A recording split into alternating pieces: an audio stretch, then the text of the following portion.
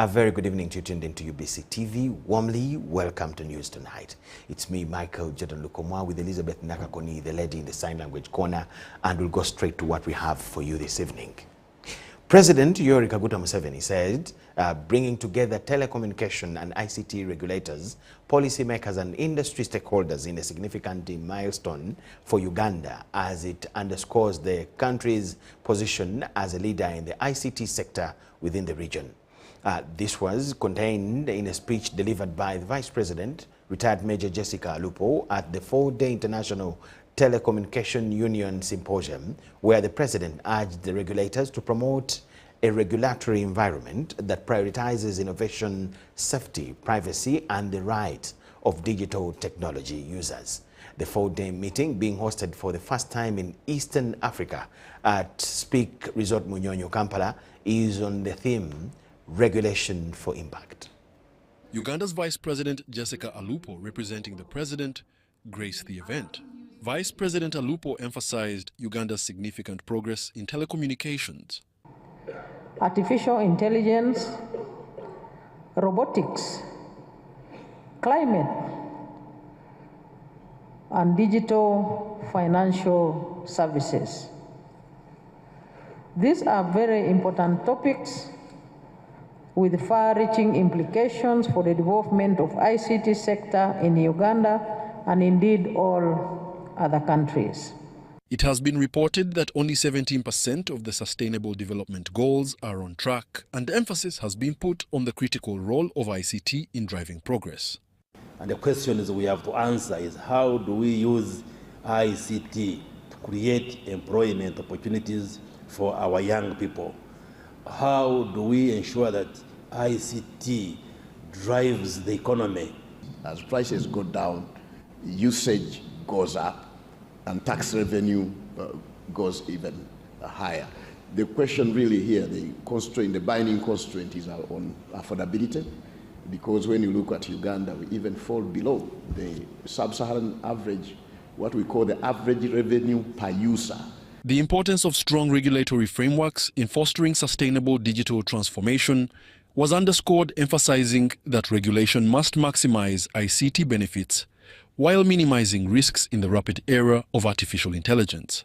Dr. Zavazava mentioned misinformation, disinformation, deepfakes. The UN Secretary General has just launched the information integrity principles. I also think that that's kind of at the core and something that all countries, companies should take seriously as we look to how we leverage the kind of information that is shared when we're online. But most importantly, collection of data, quality data, dependable data remain quite a challenge. And analyzing that data and interpreting it. Delegates will participate in panel discussions, workshops and networking sessions to share best practices and explore new regulatory approaches. Delegates will participate in panel discussions, workshops and networking sessions to share best practices and explore new regulatory approaches. The ITU Global Symposium for Regulators is yet another international conference that Uganda has been privileged to host in the year 2024. Now, this conference will definitely pose as a great benchmark for Uganda to get the best international practices on how to utilize ICT. We hope that Ugandan stakeholders will take a leaf away from what has been discussed the next 4 days. Wadulo Mark Arnold for UBC News in Munyonyo. Speaker of Parliament, Nita Among, had refuted allegations that members of Parliament are corrupt, emphasizing that even if some have been arrested, there is a presumption of innocence. She was responding to reactions from members of Parliament after presenting her communication to the communication from the chair to the House during the sitting to reconsider the Appropriations Bill of 2024 that was returned to Parliament by the President. Parliament has reconvened from recess following the President returning the Appropriations Bill 2024 on 27th June 2024 for reconsideration. The Speaker of Parliament, Nita Among, told members of Parliament that the return of the bill was within the 30 days as enshrined in the Constitution. She read to the House the letter from the President, which was addressed to her, where the President says For the last 4 years, MPs have reallocated funds worth 3.7 trillion shillings, emphasizing that it is real sabotage. This is a real sabotage. When we reconstructed Kampala-Masaka Road, we used Uganda shillings 440 billion. Therefore, diverting the 3.1 trillion in 4 years is equivalent to aborting 9 big roads of the Kampala-Masaka type, or a much larger number of smaller roads. The president went ahead to say he has written about this issue since 2020 and the Attorney General guided on it, but the practice continues. There are 3 mistakes involved here. These are indiscipline in budgeting, sabotaging the national priorities, and now the suspicion of massive corruption. I am therefore writing to request that this practice stops. According to the rules of procedure of Parliament, the returned bill has to be referred to the Budget Committee, which is now not constituted. The government chief whip, Hamson Obua, read another provision of the rules that indicate the scope in the definition of the committee is wider, moving a point of procedure to constitute in the committee of the whole House. However, the Budget Committee is not yet fully constituted because not all sectoral committees have their leadership in place. A select committee, Right Honourable Speaker, wouldn't it be procedurally right for you to invoke your powers and this House constitutes itself into a committee of the whole House under Rule 2 of the Rules of Procedure of this Parliament? A Rotary County MP, Oduru Jonathan, raised an allegation of a letter mentioning that all members of the Budget Committee are corrupt. It's a very serious allegation of grave corruption against the Budget Committee. And the wording of that letter by the President that specifically mentions allegations of corruption, and he's not doing it for the first time. Right Honourable Speaker, we have lost trust in the Budget Committee. I disagree with my Minister for Justice that the whole of the Budget Committee is actually accused of corruption. We cannot say that our members are corrupt. Some members submitted for the House to sit and take a decision on matters raised by the President. Despite some MPs wanting to proceed, Woman Member of Parliament Butambala Aisha Kabanda insisted that the President's letter blames corruption on the whole House, that they need to first get a legal interpretation of their mandate. I even doubt whether at this time we have the moral authority to discuss what the President sent back to us after he has accused us, all of us, of being corrupt. Appreciate that the President respects this House. That's why he sent back this bill for reconsideration. Theodore Sechkubo MP Remiyaga proposed to first interrogate who did the reallocations of 3.7 trillion shillings. As Parliament will look bad. Who caused this? We want to know. Don't blame all of us to this. Who caused all this? Some MPs were concerned whether the President had issued a warrant to get funds from the consolidated funds as stipulated in the law, since it is a new financial year. We do not have an appropriation act in operation. Whether he has already written or already issued a warrant to issue funds from the consolidated fund until the expiry of 4 months. I can state with no fear of contradiction that the President has not issued a warrant under Article 154(4) of the Constitution. The President has chosen to take the path of coming back to the House. As you move the motion, can you guarantee to this House that you are now moving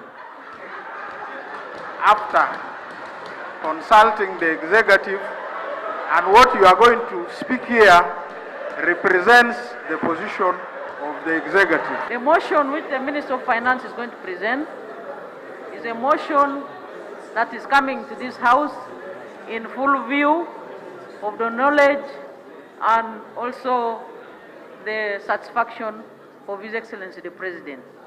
After this debate, the Minister for Finance, Micheal, was given the floor to move a motion to reconsider the appropriations bill of 34 trillion shillings. I'm Nafka Farida and Gloria Guitabinji at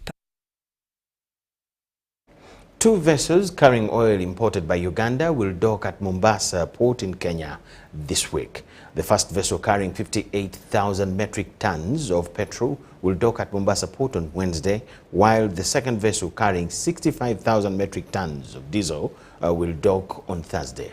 Diano Lwen Peters has the details. This is the entrance of New Kipevu Oil Terminal 2 in Mombasa, Kenya. It is where all Uganda's oil imports will be handled. On arrival at the facility, we established the terminal has the capacity to handle 3 vessels simultaneously. Upon completion of this facility, we created 24 million metric tons of capacity per year. So we are operating at 30% of our capacity. Captain Patrick Onyango is charged with the responsibility of ensuring that the 2 vessels carrying Uganda's oil dock safely at Mombasa port. Speaking in an interview, he reveals his wealth of experience in handling the assignments before him. I've not been a captain for small vessels. I've been a captain of big vessels, only big vessels. Yeah. I've not sailed on board small vessels. I've sailed around the world on such vessels, big vessels only, not small vessels. If I trained as a captain, it took me 12 years to train. From the time you are recruited as a cadet, 12 years. I trained abroad throughout. I was recruited in 1989 by Kenya Ports Authority. I was 19 years old by then. Wow. So they took me to UK and I trained in UK. Previously, Uganda was getting its oil from Mombasa through various middlemen who would sell to a Ugandan oil marketing company that later sells the oil to the final consumer in Uganda. But with this new development, Uganda is now set to start importing its own oil without going through the long process that gives middlemen the liberty to inflate oil prices. To make money out of this opportunity, many middlemen were actually enjoying this process. Now, this is a Ugandan oil company bringing this value to the country, and I think that's what's really, really crucial. While the milestone is to boost Uganda's oil reserves, it is not likely to reduce oil prices as one would assume. But what we can guarantee is that we shall have at least enough stock in the country to make sure that at all times we don't have any lack of supply. In November 2023, President Yoweri Museveni held talks with his Kenyan counterpart and reported to him some Kenyan government officials working with dishonest people in the oil trade. At that time, Kenya had entered a government-to-government deal with Saudi Arabia for oil supply to sell to regional markets. But after back-and-forth negotiations, Uganda later earned a direct license of importing its own oil without being cheated through middlemen. Diano Lwen Peters, UBC News in Mombasa, Kenya. Back to Parliament, where Parliament has reconsidered the national budget for financial year 2024-25 in consideration with the concerns of the President on priority funding. The House, amid overlapping noise, conceded to the President's concerns over what they earlier passed on the 16th of May 2024. The minority members, led by Shadow Minister for Finance Ssemujju Nganda, protested some of the allocations contained in the President's proposal. The President returned the appropriation bill of 2024 after Parliament shifted 750 billion to different sectors without consent of the Executive. Members, honorable members, Madam can we Chair, have some silence? I beg to move. Overlapping noise influenced the mood and the nature of the essential deliberation as Parliament convened to reconsider the returned appropriation bill 2024. Since we are not ready to listen to each other, Can you sit down? The free sitting was guided by the Speaker, Anita Among, as a full house geared to the cited funds of the tune of 750.47 billion shillings, which Parliament reallocated contrary to the priorities of the President.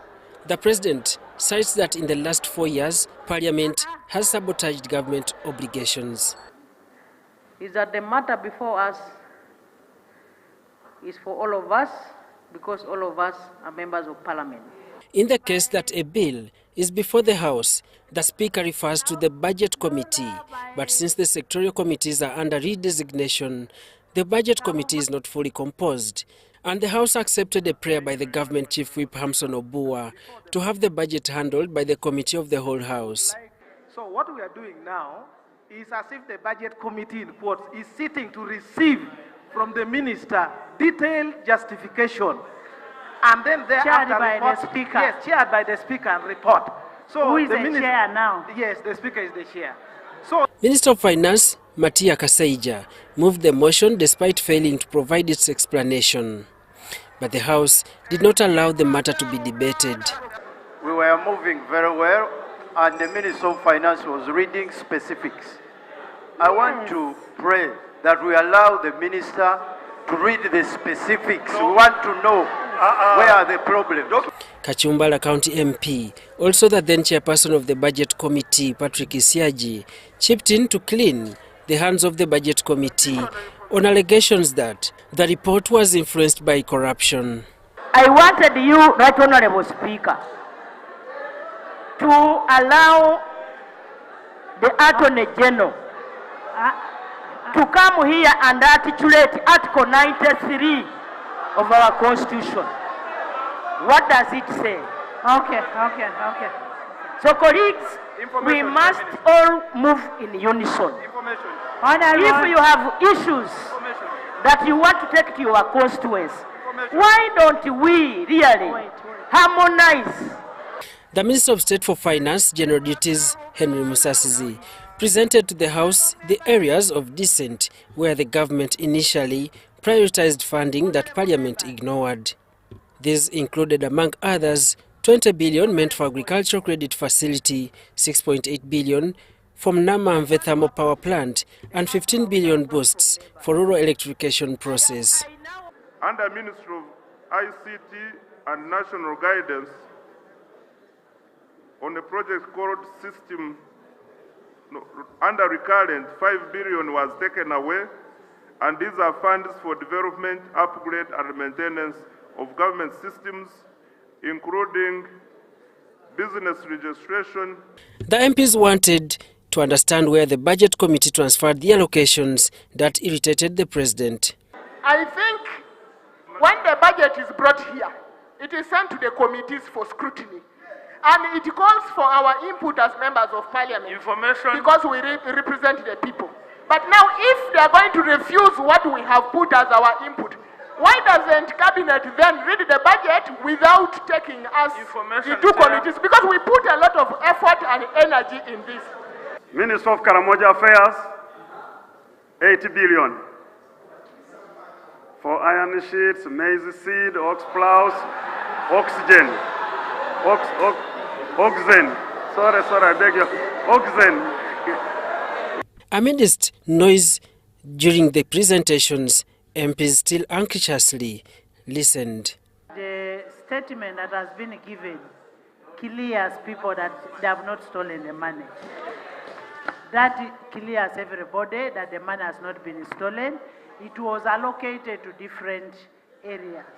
On his view, on the President's wish, after presenting the budget priorities of the then Budget Committee, Patrick Isiaji conceded. A lot of language whereby if you listened to the speech, a presentation by PSST recently, he made it clear that Parliament tampered with the budget, and that tampering is going to affect service delivery. That tampering is going to lead to supplementary budgets. And sincerely, in the interest of our country, none of us is happy to see figures. You start then a supplementary budget and so on. Kira Municipality Member of Parliament Ibrahim Semujunganda interested the House on shillings 350 billion allocated to Roko Construction Company and Lubowa Hospital. We have 300 billion that they are instating to Roko, which is a private company. Private company. Remember, this parliament gave Roko 270 billion. This is a private company. When you look at the priorities, the Attorney General Chirowa Chiwanuka moved to accuse MP Semuju of double standards after Parliament cleared government to purchase preferential shares at Roko Construction Company some years back. Have we benefited from Roko? If the decision... What has Uganda benefited from Roko? No, me have just provided... What has Uganda benefited from Roko? What has Uganda benefited from Roko? Yona. Right, Honorable Speaker, I am just reminding us. The Speaker put a question on the motion which MPs voted for to consider the Appropriation Bill 2024 as returned by the President.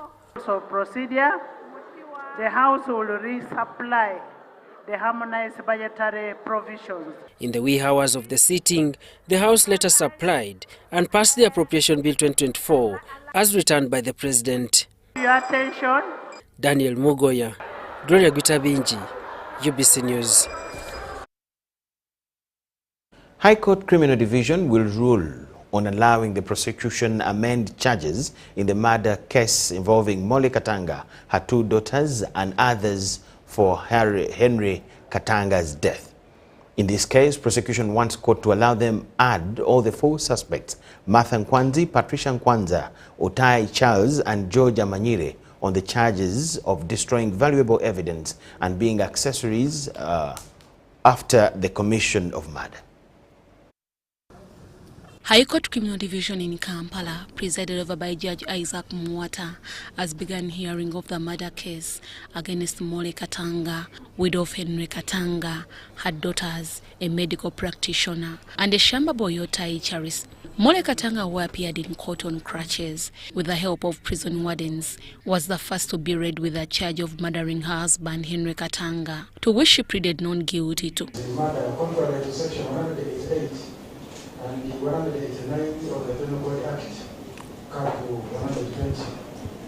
The particulars of the offense. Her two daughters, Martha Nkwanza and Patricia Kakwanza, were charged with destroying valuable evidence, while George Amanyire, medical practitioner, and Otai Charis, a Shamba boy, were charged with being accessories after the murder. Removed, destroyed, rendered them illegible and incapable of identification with intent thereby to prevent them from being used in evidence. The particulars are that you, Otai Charles, and Amanyire George, the second day of November 2023 at Imbuya 2 Road, Nakawa Division, Kampala Capital City, Molly Katanga. Prosecution led by Samali Wakoli asked court for leave to allow them to amend the charge sheet. Prosecution requested to amend the charge sheet, seeking the accused, Martha Nkwanza, Patricia Kakwanza, George Amanyire and Otai Charis, to be charged with destroying valuable evidence and being accessories after the murder of Henry Katanga. For count 2. To include F4 and F5. And for count 3, my lord, we have amended to include F2 and F3, and also to provide clarity in accordance to Section 393. Defense, however, objected to the prayers on grounds that their clients can't be charged with fresh offences, for which they were not committed to High Court. By the court to charge the accused person with an offence, which in the opinion of the court is not disclosed by the evidence set out, I know this is a criminal session, and in summary, my Lord, that case states that no amendment or alteration can be permitted which would be prejudicial to an accused person. In the same court, defense asked court to allow Micheal Katanga proceed with the hearing of the case while in prison via video conferencing due to her unhealthy status. That she has mobility issues, as you can see. Because of the repeated hitting to the head, she has what they call vertigo. When she stands, she spins. So somebody who has lost nearly 70% of her blood loses so much. The doctors will explain when they come the time. So that's why she has problems moving, and here, because we have no ramp for a wheelchair. Judge Isaac Muwata said tomorrow, 3rd July 2024, to deliver a ruling. Court extended the bail for the 4 accused persons and further remanded Micheal Katanga to Luzira Government Prison. Deborah Namamonde, UBC News.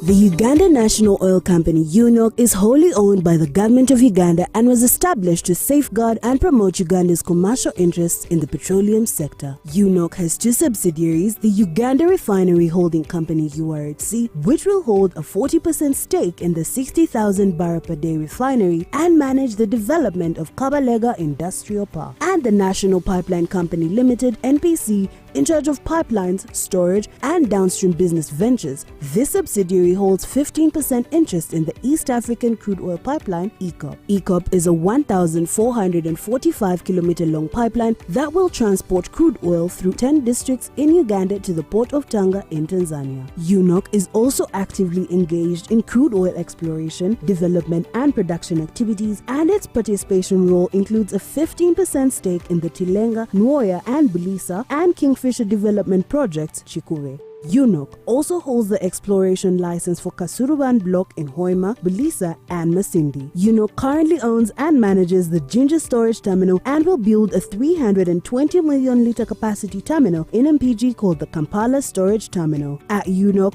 we're harnessing the potential of Uganda's petroleum resources, forging a sustainable future and preserving the natural beauty of Uganda. UNOC, your partner in Uganda's oil and gas industry.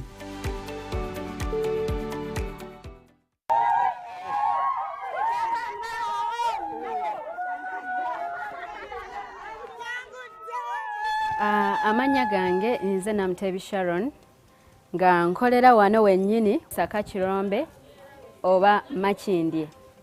Empangula gye nawanguddemu ssente mbadde nga nkozesa mobile money nga nsindika school fees w'omwana ku ssomero. Okutegeera nti mpangudde, nze mutima neegambye nti kambalinde bamale okujja ndyoke nzikirize nti mpangudde. Kyennyinza okubagamba nti si byabafere, weewaawo abafere gye bali, naye ennamba eri emu yokka, era bw'eba ekukubidde omanya eyo si yabafere. Mpulira bulungi nnyo nnyo nnyo era ndi musanyufu nnyo. Naye MTN mobile money mbebaza nnyo, mwebale nnyo, mwebalire. Together, we're unstoppable. Once upon a time, there lived identical twins who gave birth to beautiful princes and princesses. Their mothers gave their babies' bodies a lot of care by applying on their skin with Baby Junior jelly. Though dried their targets and everyone would admire their glowing skin. Fun fact, Baby Junior prevents diaper rash, dry and sensitive skin. Moms all over Africa like Baby Junior jelly. Baby Junior's the skin. No more worries anymore. Boo, boo, boo, boo, boo. Baby Junior. Baby Junior. Where does it come from? That thing that makes us Ugandan. Some say it's in our history, in our culture, and in our hearts, in our warm smiles and vast miles of coffee. It's in our inherent pursuit to always be better, to never stop growing and glowing. We are a nation of sweat and skills, a nation of ideas and inventions. But what truly makes us Ugandan is our quest to invest in agro-business, manufacturing, tourism, infrastructure, health, and education to improve the quality of life of Ugandans. That's what makes us Uganda Development Bank. We can do better. Uganda Development Bank, inspiring development.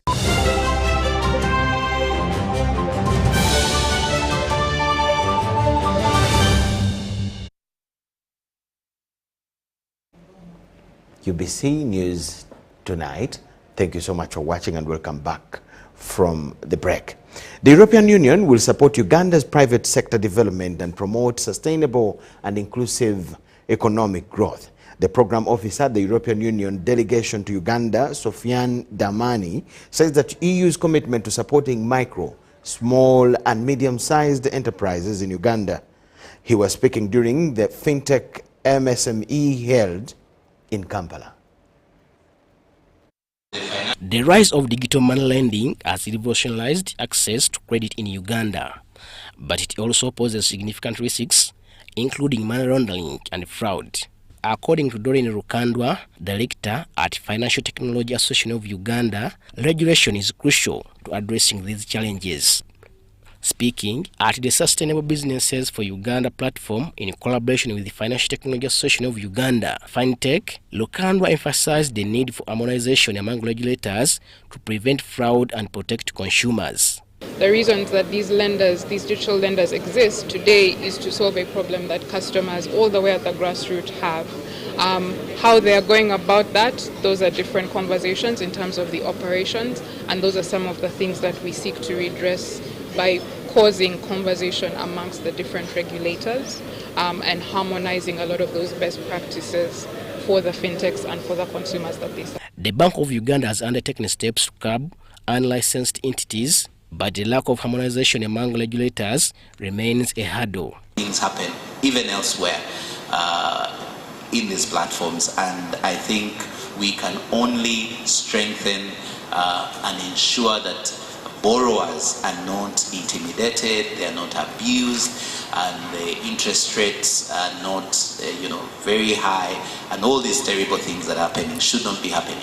Are taking a step to curtail or suspend any entities that are not licensed, whether it's from the UMRA side or the BOU side, whoever the regulator is that has an element of payments. There is going to be a process to deactivate or discontinue those services. For many people, compliance is a huge cost, and it comes with its own set of challenges. But at the end of the day, it is one of the best ways to keep fraud and all these other related challenges. Sofiane Damani, program officer at the European Union delegation to Uganda, emphasized the EU's commitment to improving investment flows. We've launched a new portal called the Access to Finance portal. So I encourage really anyone in the MSME space to consult the website, because there we have all our facilities. There's information there on how to apply the eligibility criteria, but also other development partners, other Team Europe partners, government of Uganda. So everything is there in one space. So it's really a new initiative, and I think it's a great opportunity, because in our consultations with the private sector, MSMEs especially, the lack of information on these opportunities was identified as a key issue. The event promotes financial digitalization, growth and sustainability for businesses in Uganda. Robert Katamba, UBC News. Some local leaders from Ringwe Parish, Nyakabande sub-county are concerned about idle government land in Mirwa village, claiming it benefits only area councillors rather than the majority of residents who should benefit from it. The leaders say Mirwa land of 9 hectares was at first used to construct a healthy facility, which later was abandoned. Rukina Areas chairperson LC2 Ruinge Parish says now Mirwa land does not benefit residents but only the area councillors who grow crops. As a parish,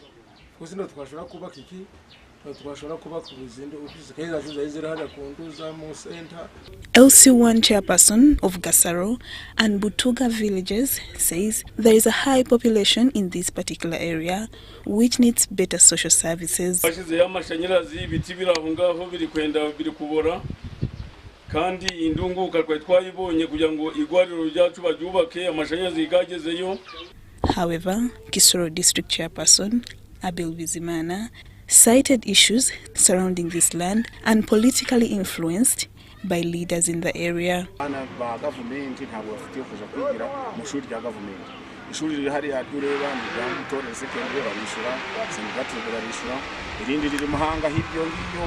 However, the LC3 chairperson, Nyakande Sub-County, Ntwahera Funi, explained that every parish in Nyakabande Sub-County has a government land that is protected by the sub-county.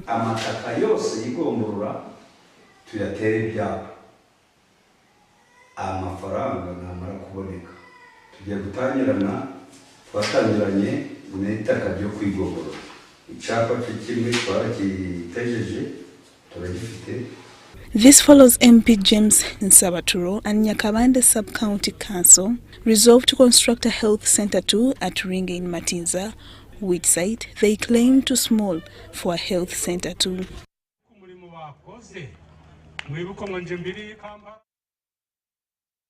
UBC News Tonight.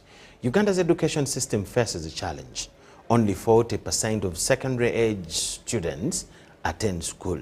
A survey carried out by a Belgian development agency, Enabel, Uganda needs another 8,000 schools to increase accessibility.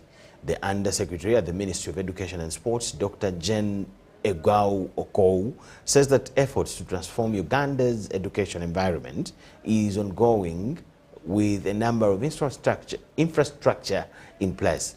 She was opening a sustainable school design guidelines for Eastern Africa in Kampala. Access to safe, secure learning climate will ensure a smart learning environment, key necessity to support education. Undersecretary at the Ministry of Education and Sports, Dr. Jane Egawoko, says the ministry aims for a holistic approach to education transformation, focusing on both infrastructure development and pedagogy enhancement. Sometimes when we talk about transformation, we think it is the soft components of education.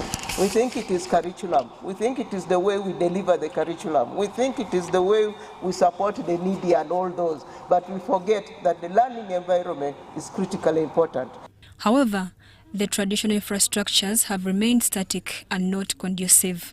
We've remained traditional. We have remained static.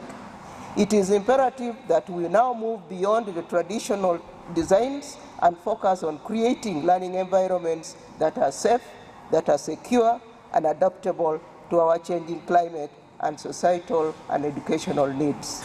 Enable Country Director Tom Vanesti urges governments and the private sector to rethink secondary school design to adapt, facilitate learning and improve retention and completion rates. We all know the government is doing a great work to try and accommodate all the students, but because of population growth, a classroom which was maybe designed for 40 students is now accommodating 80 students. Yeah?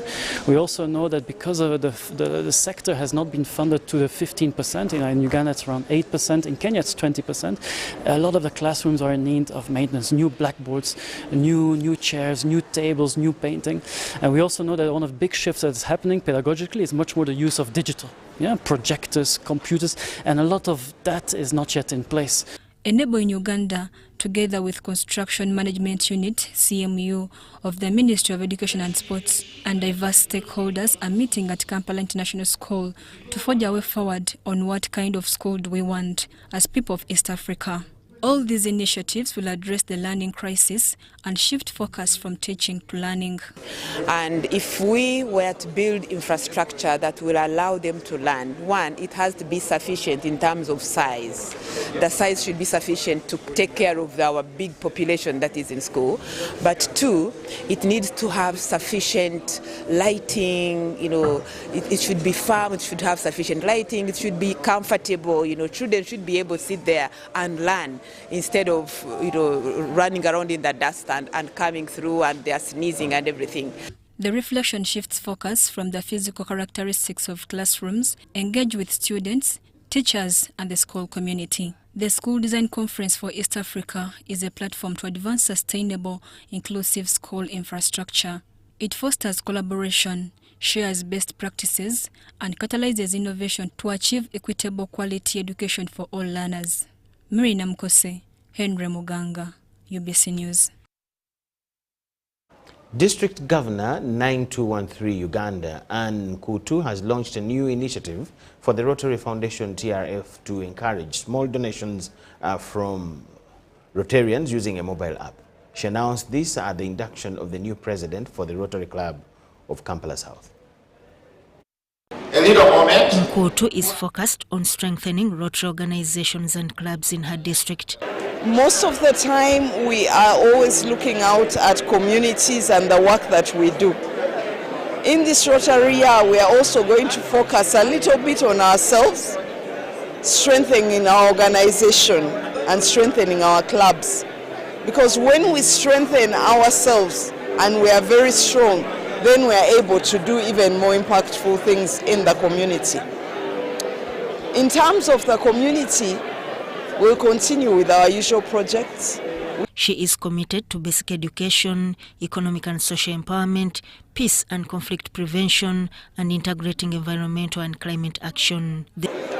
Each year in Uganda, we get over $3 million from the Rotary Foundation, which we use to implement the various projects that we implement. However, that money is derived from the collections that Rotarians make. And so every year as Rotarians, we're expected to contribute something to the Rotary Foundation. In our district, we have 4,500 Rotarians, and we are asking each and every Rotarian, each of the 4,500, to make a contribution to the Rotary Foundation. The initiative aims to raise $700,000 for the Rotary Fund. Nkutu mandated that every Rotary Club establish a Rotary Community Corps to ensure local collaboration on projects. The minimum for each member is $25, which is the equivalent of about 100,000 Uganda shillings. However, there are many Rotarians who can give over and above that. And so we are encouraging those who can give more than that, who can give $100, who can give $500, who can give $1,000, who can give $10,000, and those who can even give more than $10,000.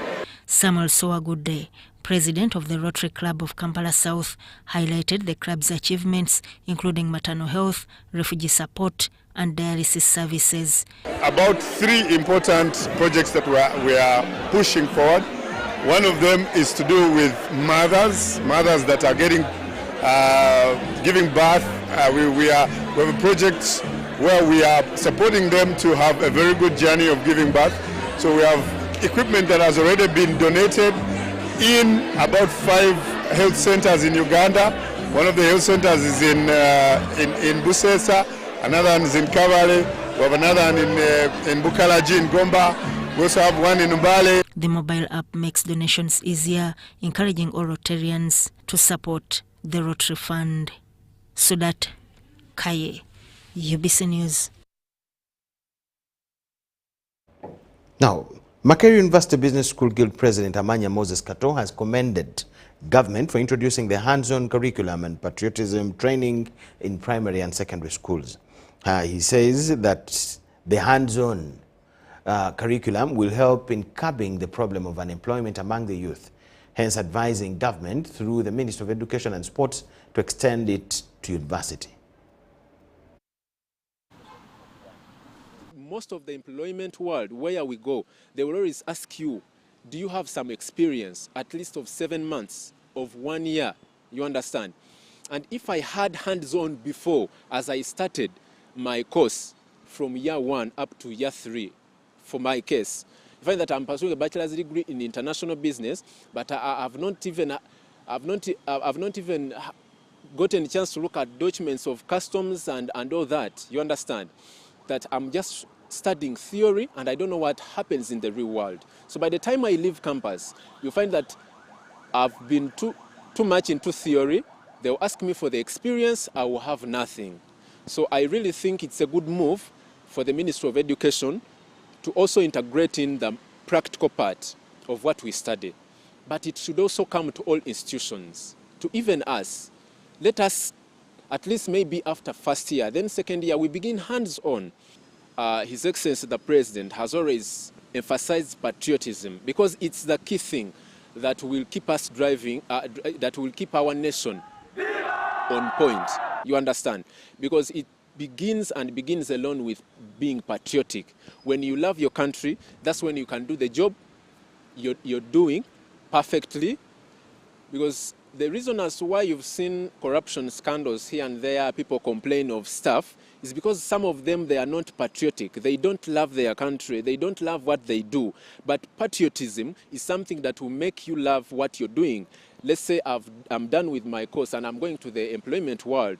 It is only and only patriotism that has been instilled into me that will make me love my job, do it perfectly, that will make me love my country, that will make me love everything that you do. You understand? Most of the people indulge themselves in criminal offenses. People commit crimes just because they don't really have their country at heart.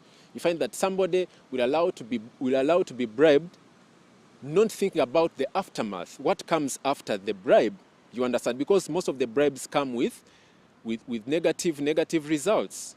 So I really think that it should be extended to all institutions.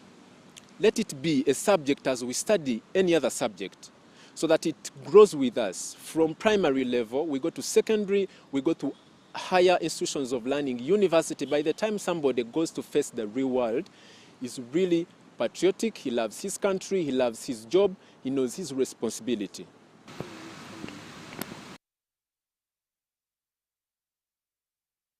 There is a significant need for a more profound exercise of democratic principles, which requires constant nurturing and active participation from all sectors of the society. This was in a survey conducted by Afrobarometer on the prevalence of democracy in Uganda.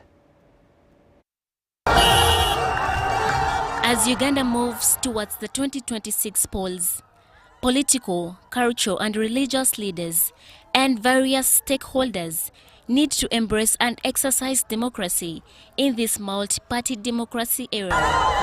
The essence of democracy is not merely in its existence, but in its practice.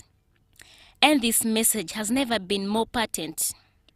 In a survey conducted by Afrobarometer, findings indicate Uganda's commitment to exercising democracy, highlighting a relatively big number of Ugandans advocating for democracy. Like many of our fellow Africans, we record significantly lower levels of public satisfaction with our democratic processes. And this is our responsibility.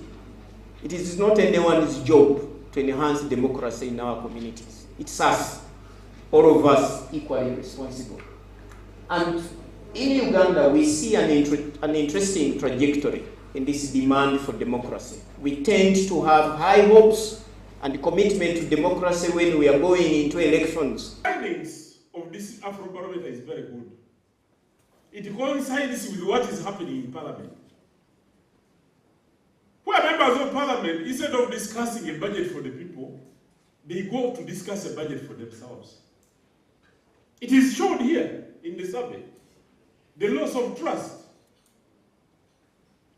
But what is the underlying factor in all this? It is poverty.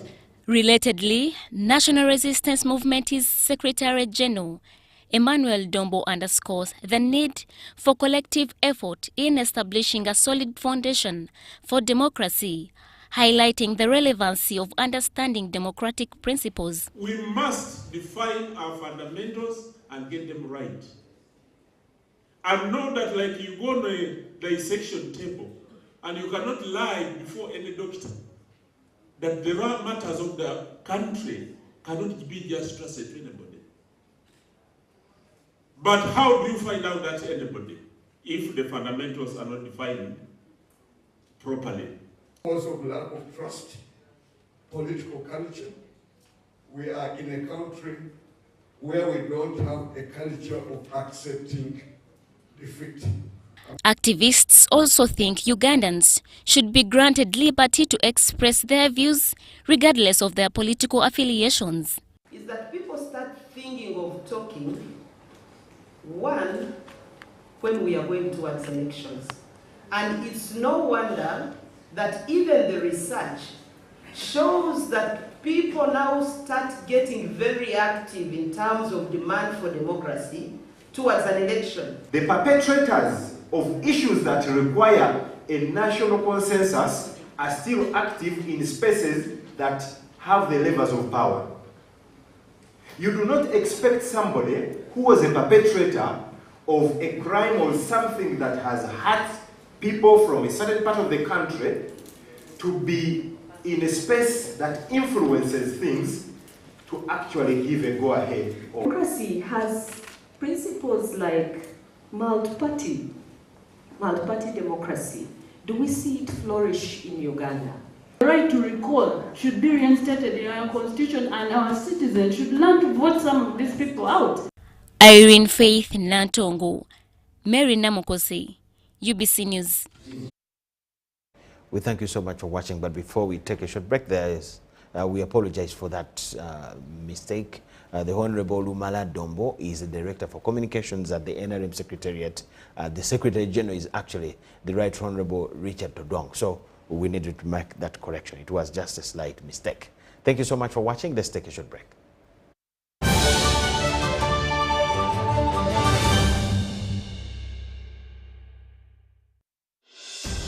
What is a dream? What does it mean to you? To her? To them? It's time we dare to dream anew. Dream bigger, better, bolder. Let's dare to dream of tomorrow, today, of someday, of the hope that comes with change, of a change that transforms lives. That glimmer in your eyes, the prospect of maybe, of all the hopes that we carry. It's the promise of enjoyments, co-enjoyments for you and your mates. A dream keeps us going. It's the one thing that drives us, inspires us, motivates us. One goal, one hope, one dream. With the Uganda National Lottery, your dream can become a reality. Bigger is here. What's your one thing?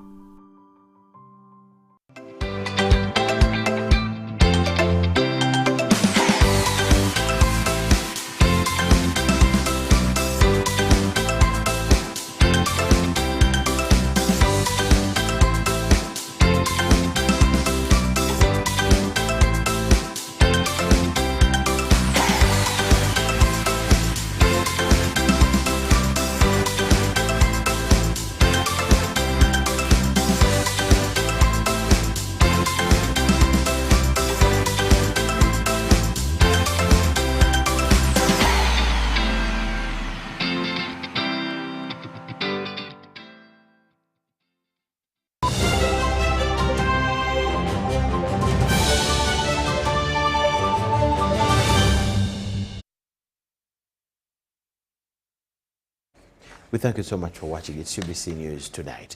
The public is urged to be vigilant to avoid being cheated by unscrupulous business people who want to maximize profits through selling pre-packaged underweight products.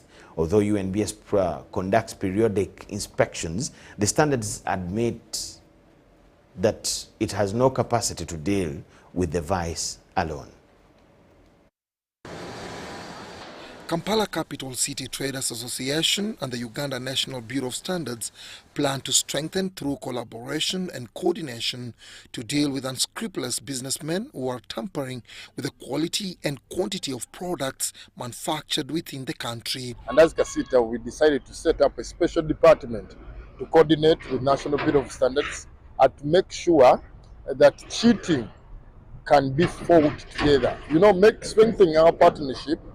The public and government agencies can assist to save such an ethical habit or act. Last week, Uganda National Bureau of Standards impounded over 700 bags of underweight sugar in Soroti City from VG Keshwala and Sons Limited stores. The seizure of the sugar packed in Kakira branded sacks followed public complaints.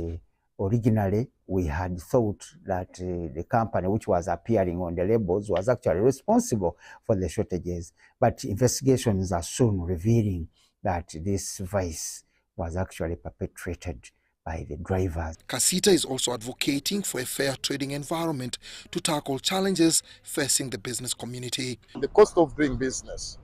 You find that utility bills are so high, transport costs are so high, electricity, water, and others. So we think that the manufacturers want to use such challenges to make sure they maximize profit vis-a-vis even the high taxes. The standards body has a mandate to ensure that what is packed in the pre-packaged goods is according to the specifications. However, it faces capacity challenges. Because when the goods are manufactured, they are transported to the warehouses anywhere. Goods can be made in Kampala, but they are transferred to Jinja warehouse, then transferred to Kamuli. Now here there are issues of transporters. Some of these goods spend the night on the way before they reach the destination. So something can happen in the middle there. They are underfunded, that you find that at times their budget are constrained. Secondly, even manpower, they lack enough manpower. So we need to make sure that we involve the public to be more active and coordinate with the agency to make sure at least they can meet their mandate. The two entities are calling for public vigilance and ensure the pre-packaged goods have prescribed quantities. Dennis Igoa for UBC News. The Uganda Railways Corporation is discussing the rehabilitation of the East African Community meter gauge railway stretching from Kampala to Malaba. This initiative is part of the URC's broader efforts to enhance the transport of goods and services within Uganda. This follows the successful completion of the Kampala-Mukono railway line. Government secured a loan and grant of $301 million from the African Development Bank for Uganda Railway Corporation to rehabilitate and upgrade the Kampala-Malaba railway line. The project coordinator, AFDB, and URC's Chief Commercial Officer Stephen Wakasenze says this funding is crucial for the project's success. It's aimed at improving our competitiveness as railway within Uganda and in the region. The bigger picture of this is to reduce the cost of doing business and the transportation. Today we are undertaking a 2-day workshop with the African Development Bank team to take us through the procedures and processes that we have to adhere to and undertake during the project. This is a 5-year project. And this is a preparatory meeting or workshop so that we can understand the financial management, the disbursement method, the reporting mechanism related to the bank. Wakasenze elaborates the significance of the 2-day event for various departments within URC. He highlighted the comparative benefits of meter gauge and standard gauge railways, emphasizing the necessity of both systems for Uganda's transport infrastructure. In here, we are looking at even expanding passenger service. We are right now rehabilitating Kampala, Mukono under the Spanish, but under the African Development Bank, we will expand the same service to Chengera and Port Bell. And this will be truck rehabilitation and concrete sleepers. In the project, we are looking at around 11 locomotives of different sizes, mainline, medium-sized, and shunting locomotives, 11 of them. We are looking at having diesel multiple units for passenger service to improve on what we are doing. So we are looking at 2 units. We are looking at wagon ferries, but in this, with analysis, we are looking at multi-purpose vessels on the lake. Uganda Railways Corporation is tasked with constructing 1,622 kilometers of railway, but to date, only 252 kilometers have been completed. During the workshop, challenges, strategies, procedures, processes on how to manage the East African Community Railway Rehabilitation Support Project from Kampala to Malaba meter gauge railway line were discussed. Mary Namukose, Jamil Sekaja, UBC News. In still more business news, MTN Uganda has launched the Zimba business with Momo campaign. Its first stop was during a breakfast meetup in Nakawa Market. This Zimba business with MTN Momo campaign aims to empower MTN Momo merchants, but is importantly a strategic initiative designed to empower small and medium-sized enterprises across Uganda. MTN is here this morning to launch a service called Zimba Business. And it basically is a service for all businesses. So whether you're big or small, the service is available to you. The channel to use is *155#. And what you'll be able to do is that you can get paid, you can make payments, you can get loans, you can also make money. So it's a bunch of services available for all businesses in Uganda. It relates to MTN's Ambition 2025, which focuses on driving financial inclusion and economic empowerment across the country. The Zimba Business with Momo campaign highlights 4 main features tailored to meet the diverse needs of business owners. These include cashless payments through paying and receiving of money, and merchant-to-merchant payments to fellow vendors and suppliers. The vendors will also be in position to receive loans and revenue-earning opportunities through other Momo transactions like mobile money. So what we are saying is that we are down to the small businesses that are in our communities today. So in Nakawa Market, we have people vending all sorts of things from potatoes to yams. And these are the people that we are addressing. That today, if they can accept customers to pay them with Momo on their merchant codes, they have access to a lot of other services, such as loans as businesses. So as a merchant keeps on collecting and transacting on their merchant code, they have access to loans. The launch of this campaign that will spread across the country was graced by the MTN man in the Osmosis advert.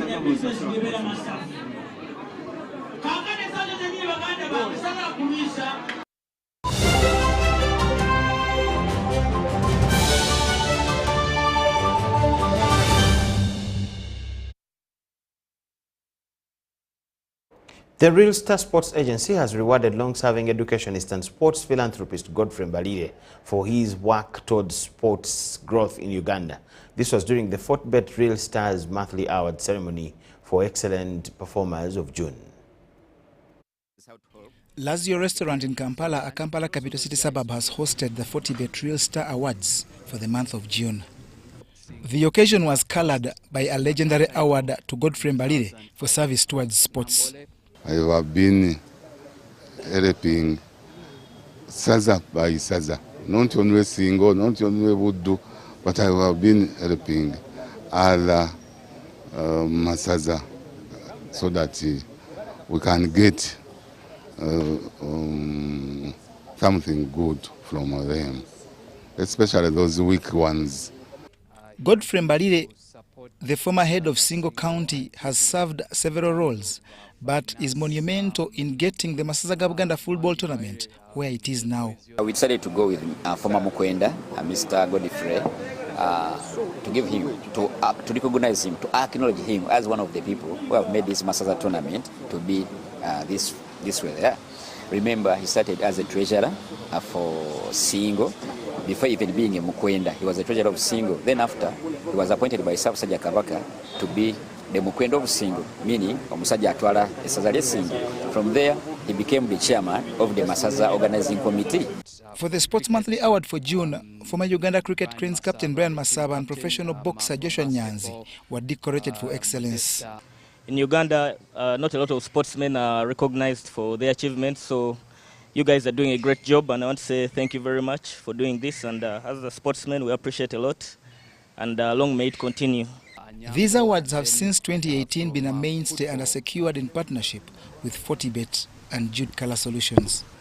Basically, as Jude Color Solutions, ever since these awards are started, we are here, but we are here purposely for 3 things. 1 is to encourage, 2 is to motivate, and 3 is to support the sportsmen and women in this country. Others rewarded in absentia were Uganda Cranes defender Elio Capradosi and basketball youngster Modesta Anyango.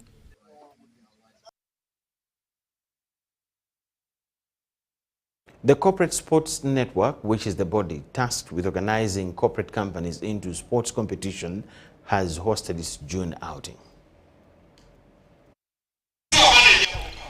In just its first year, the Corporate Sports Network has proved it was long overdue for it to take charge of organizing corporate bodies into sport. Trust me, today's outing has been a very magnificent outing because there were checks and balances. At least all the players were verified before going on to the courts. All the players were verified to ensure that everyone who was participating is authentic and the staff for the companies that were participating. During its fourth outing of its debut season at Micheal University Business School, Woodball with 21 teams entered the fray and climaxed with Diamond Trust Bank winning the gold medal, followed by Hotel Africana and Vision Group. Volleyball also climaxed with Hotel Africana outclassing Centenary Bank in an epic final many will take long to forget. Yes, and as far as today's outing is concerned, we thank God for the fact we have come. Basically, this has been our second outing, in as much as they have run for about 4 outings. For us, we started last month, and the performance was very well. Today, we have exhibited extraordinary performance. Why? We started with Woodball. We are yet to get the results, but I am rightly informed that we might be either the winners or first runners up.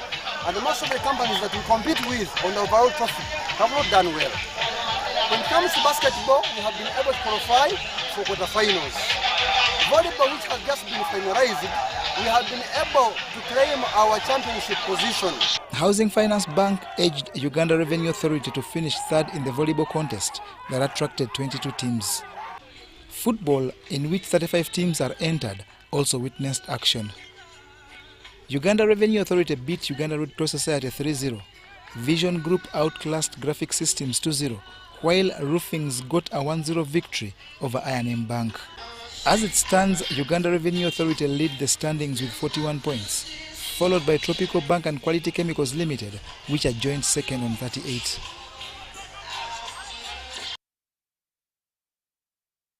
All we had for you. Thank you so much for watching. Let's catch you at 10 p.m. with more news.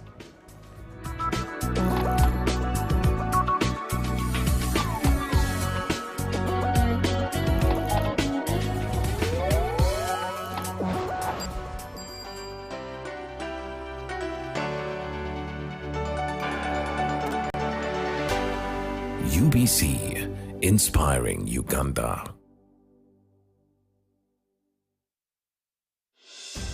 What is a dream?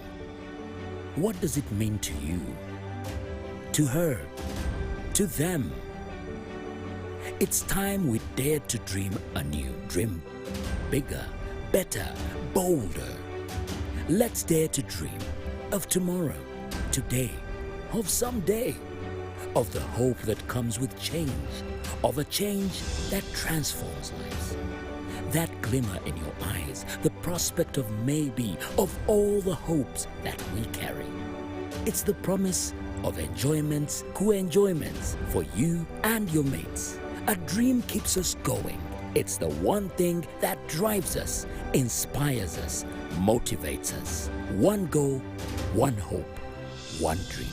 With the Uganda National Lottery, your dream can become a reality. Bigger is here. What's your one thing? Faith, love, miracles! Did you miss the recent Siphon Crusades? Don't worry! Christ for All Nations bring you 7 crusades closer to you. Powerful divine deliverance from bondages, yokes and curses. Salvation of souls, family restorations and miraculous healings. Don't miss Kampala Nubaka District, Tororo, Pabo, Kaliro, Masindi, Soroti and Bidibidi Refugee Camp Crusades from June 24th to July 15th, 2024. Come and receive your miracle! Hi, my name is Rachel Nduhuchiri and I am a Ugandan actress and the winner of the Africa Monologue Challenge 2023. Now, thanks to your immense support, the Africa Monologue Challenge Season 2 is coming to Uganda between July 25th and August 20th. Africa Monologue Challenge is looking for passionate Ugandan storytellers to take part in a Pan-African short film that will showcase Uganda to the rest of the world. To be a part of this, all you have to do is leave a